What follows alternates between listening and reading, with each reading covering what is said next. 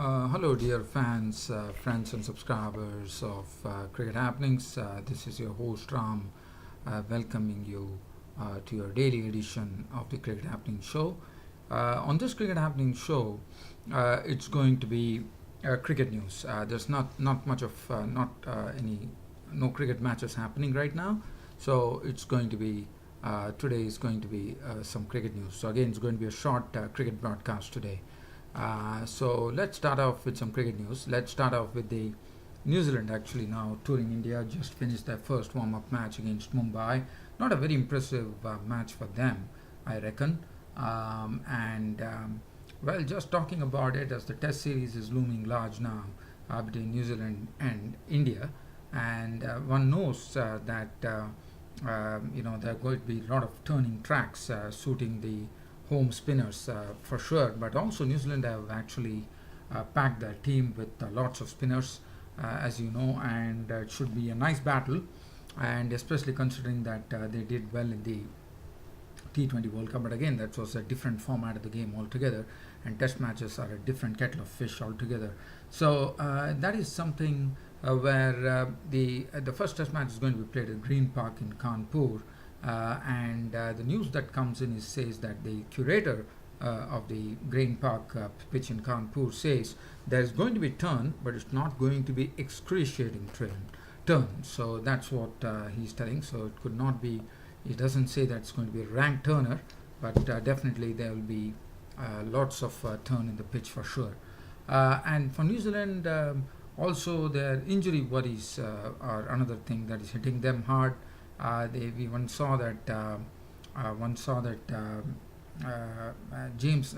Tim Saudi was the first casualty, and now there is one casualty, but not for the entire series as Tim Saudi. It's Jimmy Neesham was actually had rib injury, and he is ruled out of the first test. So, and also I'm going to look at something that New Zealand have also got their one-day squad announced. We'll have a look at that later. In the meanwhile, also the other news is coming. I know Dinesh Chandimal, who played. This is coming from Sri Lanka. Dinesh Chandimal, who played such a wonderful role with the bat against the Aussies. He was pretty consistent with the bat in the Test series, one day, whatever you name it, in all formats. He is actually he suffered an injury and injured his hand, it seems, and it's actually hit his thumb, and thumb is a very important factor when you're actually gripping the bat. So one only hopes that everything goes well for Dinesh Chandimal, and because he's somewhat is becoming a sort of a person who is just cementing his place. I mean, he's already the captain of the T20 and the one day T20s, and it's a matter of Chandimal actually learning the tricks here. And Dinesh Chandimal has a surgery, so one hopes everything goes well, because there is a tour of Zimbabwe for Sri Lanka, which is coming up in the month of October. And other than that, dear friends, as I said, it's a very, very short cricket broadcast. Unfortunately, nothing really. Okay, yes, let's have a look at the squad that has been announced by New Zealand. New Zealand have actually announced their squad for the one-day series against India. They're going to play five one-day matches against India, and let's have a look at the sorry. Let's have a look at the team that has been selected by New Zealand. Well, one thing I can say that Corey Anderson, who was not there due to injury or whatever the cause may be, is back into the and you know Corey Anderson, what a great role he plays as far as one-day cricket and T20 cricket is concerned, because he has that aggressive game which is really, really suited to this type of cricket. And also Anton Davesic, who's also an aggressive player, has come back.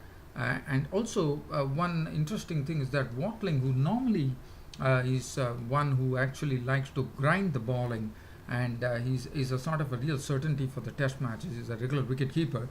He has not been really given a lot of chances in the one-day years, and I believe that wicketkeeper Watling has also come to the side, and James Neesham is already there. And let's have a look at the squad. I mean, Anderson last played during the World T20 and after that one was not heard because of his injury. And the team, well, consists of Kane Williamson, Corey Anderson, Trent Bolt, Doug Bracewell, Anton Davicic is a very aggressive player, Martin Guptill, Matt Henry, Tom Latham, James Neesham, Luke Ronchi, Mitchell Santry, Sodi, Tim Saudi. So it's a good blend of players there. And the reason that certain players are not playing, like Colin Munro, who is another big draw card, no doubt he played well in the CPL 2016 too, the Caribbean. He's another one who is not. One knows that he's definitely suited to this brand of cricket, Colin Munro, and that because of injury he has lost his place too. And there's no Grant Elliott. I believe they are all injured, if I'm not wrong. And that Grant Elliott, as you know, is such a utility player. And I'm told these players like Colin Munro, George Worker, Adam Min, fast bowlers, Mitchell McClenaghan, they have all been ruled out due to injury, which is pretty sad. And the ODI series is going to be a 5-match ODI series between India and New Zealand. And the first one-day international starts on 16th of October. It's going to be played at Dharamsala, the hilly, picturesque ground there in Dharamsala. And the other matches will be played in Delhi, Mohali, Ranchi, and Visakhapatnam.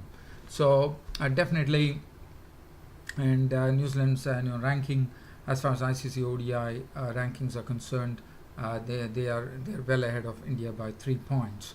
So that's something that I wanted to share. So dear fans and subscribers, as I said, this is a very, very short cricket broadcast.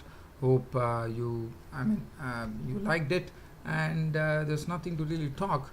And I'll be seeing you all, dear friends and subscribers, which would be on my next cricket broadcast. That will be tomorrow. Till such time that happens, it's good night from host Ram. Thank you.